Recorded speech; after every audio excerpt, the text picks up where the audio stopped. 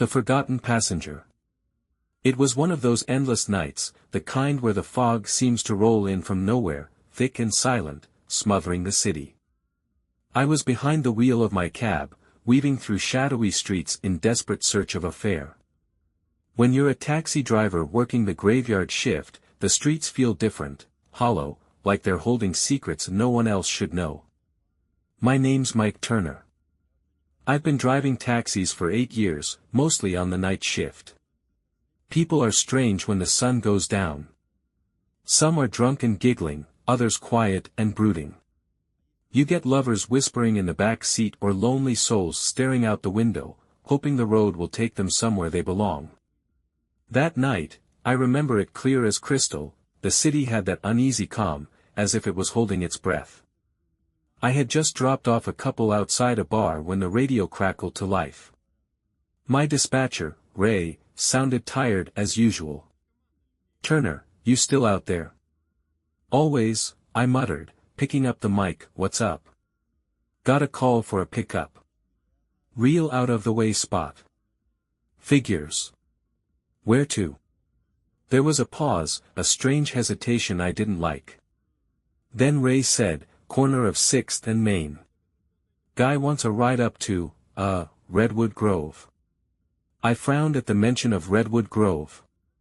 It was an old forest about 20 miles out of town, nothing but trees and broken-down cabins. A place people went to disappear. "What's he doing out there?" I asked, but Ray just scoffed. "You gonna ask him or do the job, Mike? Just get him where he needs to go." "Fine. On my way." I flipped the meter off and headed for the corner of 6th and Main. The fog grew heavier the closer I got, swirling around the headlights. I pulled up to the curb and glanced at the clock, 1:17 a.m. There was no one there. I drummed my fingers on the steering wheel, about to call Ray, when I spotted a figure stepping out of the fog. The man seemed to materialize from the mist, like he'd been waiting for me. He wore an old-fashioned suit, the kind you'd see in black and white photos from the 1920s, high-waisted trousers, suspenders, and a dark jacket. A bowler hat sat low on his head, obscuring his face. He walked up to the cab without a word and slid into the back seat. "Where to?" I asked, already knowing the answer. "Redwood Grove," he replied in a low voice. His accent was strange, clipped and formal, like he belonged to another era. I caught a glimpse of his face in the rearview mirror, but it was hard to make out. His features were shadowed, almost blurred by the dim light. "You got it," I said, putting the car into gear. The drive out of town was quiet, almost too quiet. I tried not to think about how weird this was. Most fares talked, or fiddled with their phones, but this guy just sat there, still as a statue. Every so often, I'd glance at the mirror, but he never moved. I couldn't even hear him breathing. The fog was relentless. It swallowed the road and the trees, forcing me to slow down. I rolled down my window to clear my head, breathing in the damp, earthy air. "What's waiting for you out there?" I asked, trying to break the silence. "It's not what's waiting," he said softly. "It's what's forgotten." The hairs on my neck stood on end. I shot a glance at him in the mirror, but he was staring straight ahead, unmoving. "You got family out there or something?" "You could say that." His voice was emotionless, like he was reciting someone else's story. I decided to stop asking questions. The road narrowed as we neared the edge of Redwood Grove. The headlights barely cut through the dense fog, illuminating ancient trees that loomed like sentinels on either side. The deeper we went, the heavier the air felt, thick with dampness and something else, something I couldn't quite name. "We're getting close," the passenger said suddenly. I startled. It was the first time he'd spoken since we left town. "Yeah, do you have a specific spot in mind?" I asked. "Keep going until I tell you to stop." I didn't argue. The road turned to dirt and gravel, my tires crunching loudly. After a few more minutes, the man raised a gloved hand. "Here." I stopped the cab. We were deep in the woods, surrounded by nothing but trees and shadows. There were no houses, no cabins, nothing to suggest anyone had been here in years. "You sure this is it?" I asked, peering out into the dark. The man didn't answer. I turned to look at him, but the back seat was empty. My heart stopped. "What the hell?" I muttered, whipping my head around. The rear door was still closed. I hadn't heard it open, hadn't heard footsteps, hadn't heard anything. He was just gone. I sat frozen for a moment, staring into the empty seat. Then I noticed something lying on the cushion. I leaned back, my hands shaking as I picked it up. It was a photograph, black and white, curled at the edges. It showed a family, a man, a woman, and 2 young children, standing in front of an old house. They were dressed in 1920s clothing, smiling stiffly at the camera. I flipped the photo over. Scrawled on the back in faded ink was a single word, "Remember." A chill ran down my spine. I looked back out at the woods, half expecting to see the man staring at me from the darkness. But there was nothing. Just fog and silence. I didn't waste any time. I tossed the photograph onto the passenger seat, slammed the car into reverse, and sped back the way I came, my tires skidding on the gravel. I didn't stop until I was miles away, back on the paved road, the trees a distant memory. It wasn't until I hit town that I glanced at the photo again. For the briefest moment, I could have sworn the family's eyes were following me. I shoved it into the glove box, my pulse still racing. I tried to convince myself the man had slipped out while I wasn't paying attention, maybe when I rolled down the window, but deep down, I knew that wasn't true. I just didn't know what was true. And I was too scared to find out. The Forgotten Passenger, Part 2. The next day, I couldn't stop thinking about the photograph. I'd tossed it into the glove box, but it felt like it was still there, burning a hole in my dashboard. I tried to brush it off as a weird prank, someone messing with the taxi guy for kicks, but there was something wrong about it. About the man. About that place in the woods. I didn't mention it to anyone. Who would believe me? I could already hear Ray laughing if I tried to tell him. "Mike, you sure you didn't take a hit off something funny last night?" he'd say, voice crackling through the radio. So I kept quiet. That night, I was back on the road, same as always. If there's one thing about driving the graveyard shift, it's that the hours blur together. Your world shrinks to headlights, street signs, and tired voices in the back seat. But that night was different. I felt watched, no matter where I went. The city was alive with the usual drunks and late-night wanderers, but every time I stopped at a red light, I had the strangest feeling that someone was sitting in the back seat again. I kept glancing over my shoulder, half expecting to see him, the man in the bowler hat, staring at me with those shadowed eyes. By 3 a.m., I was jumpy. I decided to call it a night and headed home. My apartment's nothing special, a one-bedroom on the 4th floor of a building that probably should have been condemned years ago. I didn't care. I was just happy to shut the door behind me and lock out the night. But the second I stepped inside, I froze. Sitting on the small table by the door, where I always dumped my keys, was the photograph. I knew it hadn't been there when I left. I'd seen it in the glove box before I parked. My stomach turned as I walked toward it, feeling like the walls were closing in. I picked it up, my hands trembling. It was the same picture, the family with their stiff smiles and blank stares, but this time, the details were sharper. The father's face seemed different. His mouth was curled in what might have been a grin, but it was too wide, too unnatural. Like it didn't belong on his face. I flipped the photo over. The word "remember" was still there, but another line had been added beneath it, written in the same faded ink. "Come back." I dropped the photograph like it burned me. No, I muttered, shaking my head. No way. My first instinct was to leave, but where would I go? It was the middle of the night, and this was my apartment. I couldn't let a stupid picture freak me out like this. I grabbed the photo, marched into the kitchen, and shoved it into the trash. Then I went back to the living room, cracked a beer, and turned on the TV. I told myself I was fine. The photograph was in the garbage, where it belonged. I didn't hear the footsteps until it was too late. They were soft at first, like someone walking barefoot across a carpet. My heart dropped into my stomach. I muted the TV, listening. The sound was coming from the hallway outside my apartment. Step. Step. Step. It stopped right in front of my door. I stood up slowly, blood pounding in my ears. I could see the shadow of feet under the door, two dark shapes just standing there. I didn't move. I didn't breathe. Then came the knock.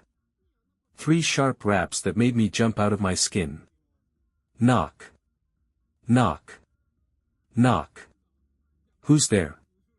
I managed, my voice cracking. No answer.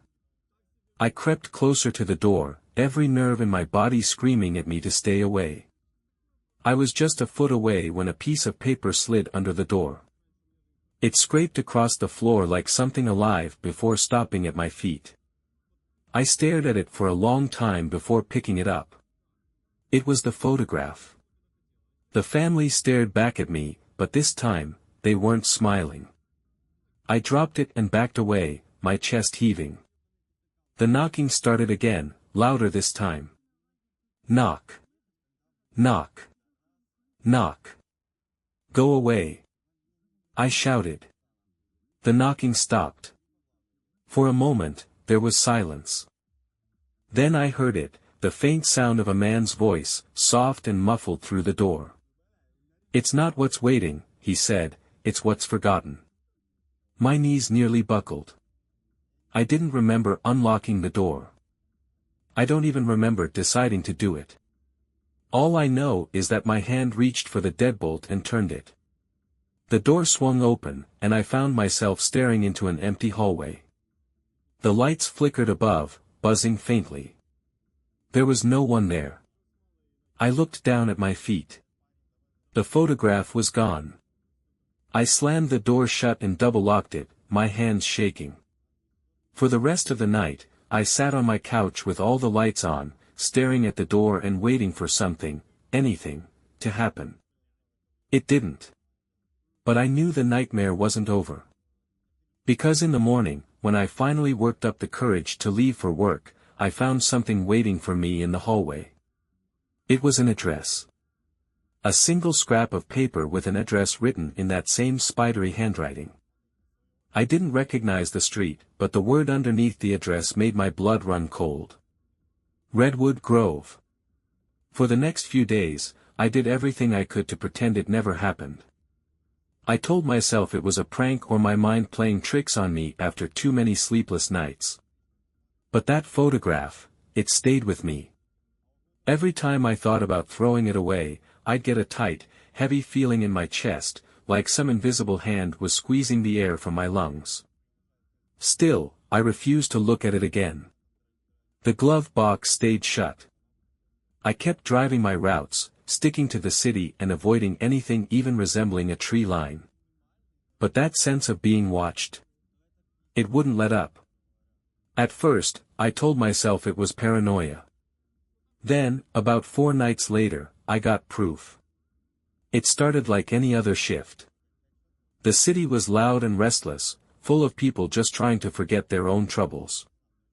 I'd already driven 3 fares, 2 drunks and a night nurse heading home, when I pulled over on a quiet street to take a breather. I tilted back my seat, closed my eyes, and let the static hum of the radio fill the cab. Then I heard it. A voice. Soft, whispery, and close. Mike. I jolted upright, heart pounding. I whipped my head around, scanning the back seat. Empty. I swore under my breath and checked the locks. All were still in place.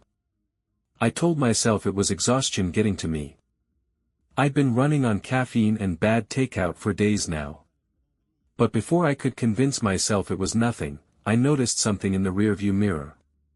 The glove box was open. The photograph was sticking halfway out, like someone, or something, had been holding it. I stared at it, my breath catching in my throat. For a long moment, I couldn't move. Then, with a shaky hand, I reached over and slammed the glove box shut again. That's when the radio crackled to life. "Mike," came a voice. A voice I knew. The man from the woods. It wasn't Ray. It wasn't a dispatcher. It was him.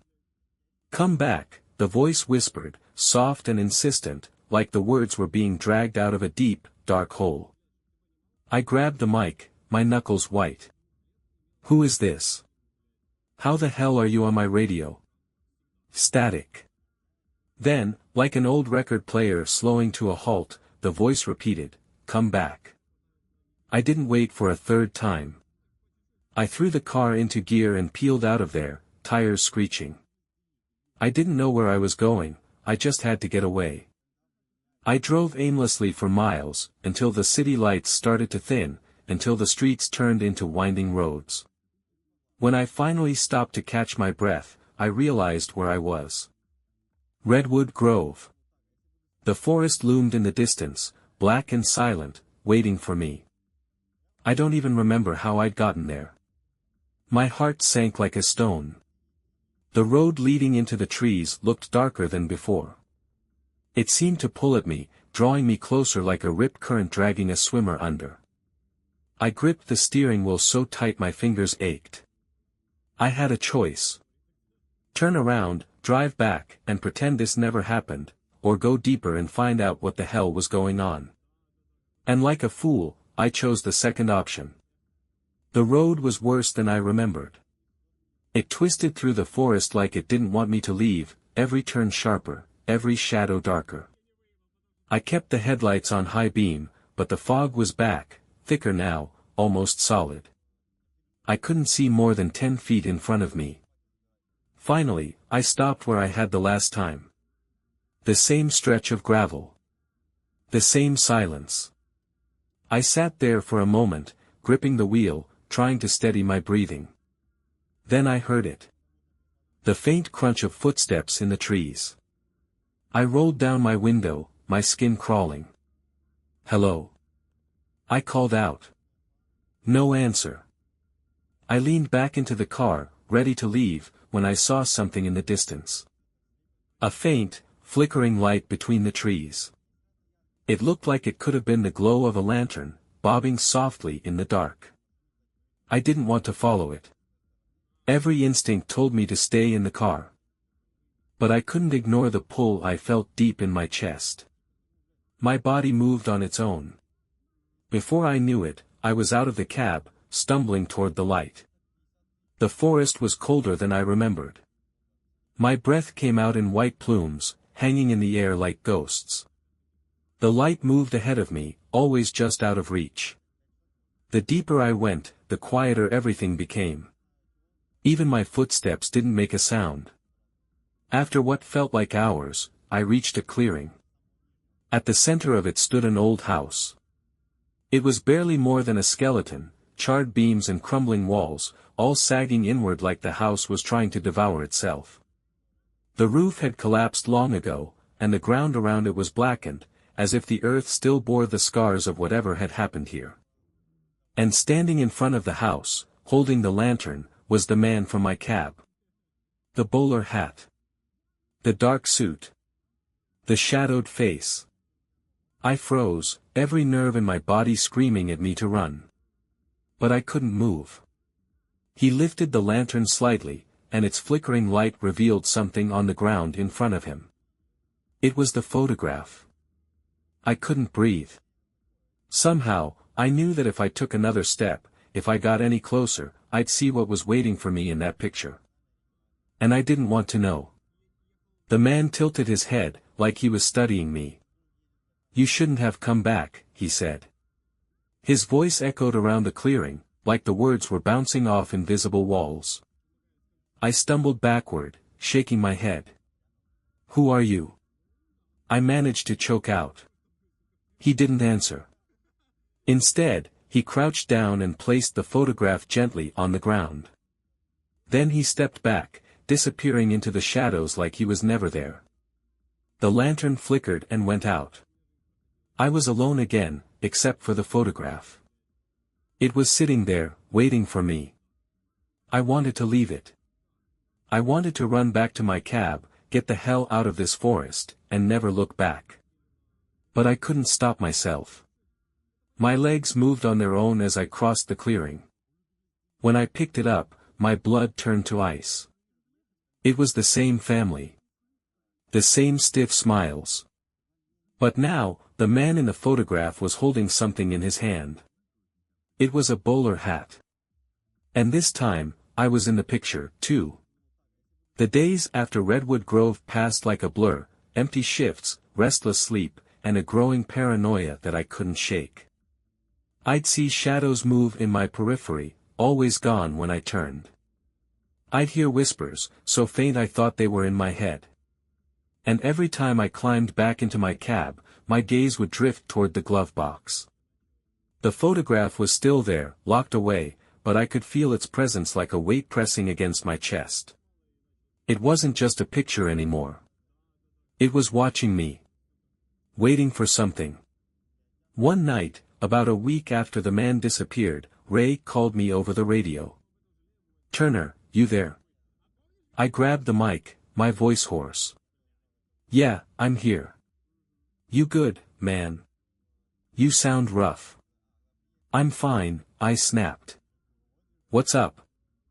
"I got another fare for you," Ray said, a hint of unease in his voice. "You're not gonna like it, but we're short-handed.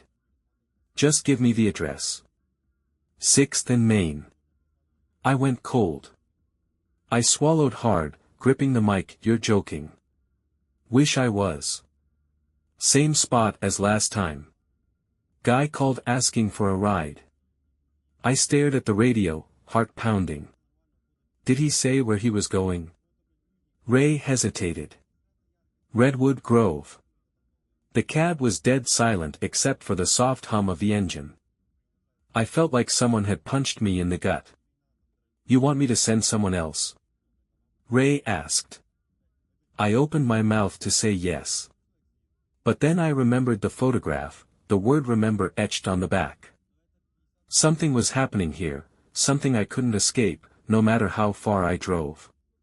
"No," I said finally. "I'll take it."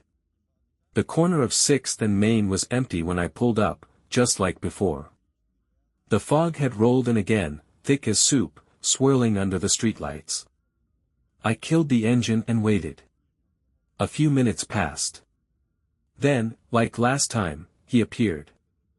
The man stepped out of the fog with the same stiff, deliberate movements, as though he were part of the mist itself. His bowler hat sat low on his head, and his suit looked wrong in the faint light, like it didn't belong in this time or place.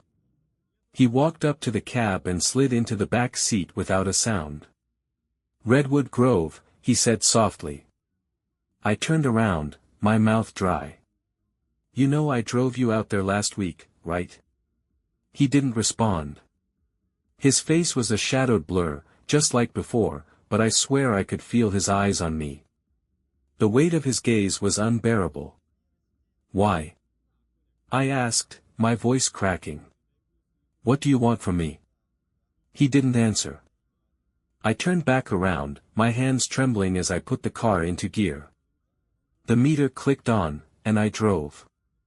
The road to Redwood Grove was quieter this time, as if the world itself had stopped breathing. The man sat perfectly still in the back seat, his silence filling the cab like a physical presence. I gripped the wheel tighter with each mile, my knuckles white, every nerve in my body screaming at me to turn around. But I didn't. The deeper we went, the stranger the forest became. The fog swallowed the road, so dense it was like driving through clouds. The trees lining the path seemed to bend inward, their branches curling like claws reaching for the cab. I could hear faint sounds coming from the woods now, soft whispers, distant footsteps, a low creaking that sounded like laughter. Then I saw the light. It was faint at first, just a flicker in the dark, but it grew stronger as we approached. The glow wasn't natural, it was pale, cold, like the light from a dying fire. It spilled across the road as I rounded a bend, and that's when I saw it. The house. The same house from the photograph. It stood at the end of the road, its skeletal frame silhouetted against the fog. The burned-out windows stared back at me like empty eyes, and the crumbling walls looked ready to collapse. A sense of dread settled over me, so heavy I thought I might suffocate. The man spoke for the first time since we left the city. "Stop here." I slammed on the brakes. The cab shuddered to a halt, gravel crunching beneath the tires. My heart was hammering in my chest as I turned to look at him. "What is this place?" I demanded, my voice shaking. He didn't answer. He just stared at me, or at least, I think he did. His face was still obscured, but I could feel him looking right through me. Without another word, he opened the door and stepped out. I watched him walk toward the house, his form barely visible through the fog. The lantern light from before flickered near the ruins, casting long shadows that stretched like claws across the ground. I didn't want to follow him. Every part of me screamed to stay in the car, to turn around and drive as far away as possible. But something called to me. The same pull I'd felt before. I grabbed the photograph from the glove box and got out of the cab. The air was colder than I remembered. I could see my breath as I walked, each step crunching on the brittle grass. I held the photo tightly, the edges digging into my skin. The family stared back at me, expressionless, empty. Their eyes looked darker than before, like black pits. The man stood at the base of the house, his back to me. He raised his arm and pointed at the ruins. "You need to see," he said softly. "I don't want to see anything," I shot back, my voice trembling. "You came back," he replied. "Now you must see." Suddenly, the ground beneath the house cracked with a sound like splitting stone. A deep rumble filled the air, and a gust of freezing wind blasted through the clearing. I shielded my face, staggering backward as the earth groaned and shifted. When I looked up again, the house was whole. It was like time had reversed itself. The charred ruins were gone, replaced by a pristine, two-story farmhouse. Warm light glowed from its windows, and smoke curled lazily from the chimney. The family from the photograph stood on the porch, waiting. The man turned to me, and for the first time, I saw his face clearly. It was the father from the photo. His features were sharp and pale, his eyes hollow and black as coal. His mouth curled into a wide, unnatural smile. "Welcome home, Mike," he said.